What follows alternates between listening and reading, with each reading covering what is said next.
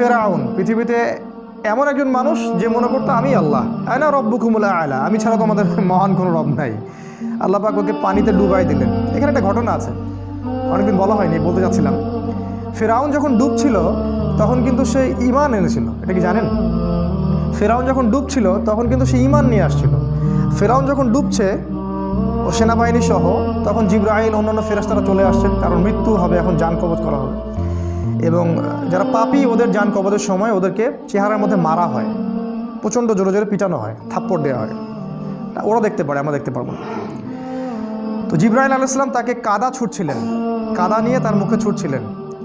ওই সময় ফেরাউন বলেছিল যে আমানতু বিরব্বি হারুন ওয়া মূসা, আমি হারুন এবং মূসার রবের প্রতি ঈমান নিয়ে আসলাম।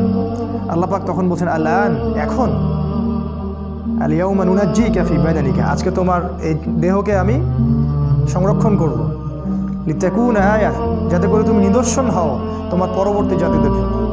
কিন্তু জিবরাইল আলাইহিস সালাম বলেছেন একটা হাদিসের মধ্যে, হাদিসে কুদসির মধ্যে, যে ওই সময় জিবরাইল আলাইহিস সালামও ভয় পাচ্ছিলেন, যে কারণ সে তওবা করছে, যদি আল্লাহ পাক এই সময় তার তওবা কবুল করে নেন আর তিনি যে ওকে মারছেন, যদি আল্লাহ পাক এই জন্য তাকে ধরেন।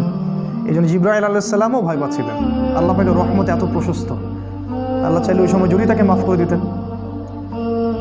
জিবরাইল আলাইহিস সালাম বলছেন, যেদিন থেকে ফেরাউন বলেছে আনা রব্বুকুমুল আ'লা, ওই দিন থেকে আমি ওকে ঘৃণা করি, ওই দিন থেকে আমি ওয়েট করতেছি কখন সে মরবে, আমি আযাব দিব।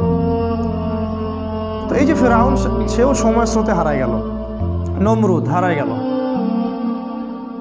এখনকার এই যুগের ফেরাউনরাও হারায় যাবে, এই যুগের নমরুদ যারা তারাও হারায় যাবে, কোনো কিছুই সময়ের মধ্যে টিকে থাকবে না। সময়ের কসম করে আল্লাহ পাক বলছেন, এই যে হিস্ট্রি দেখো, শিক্ষা নাও।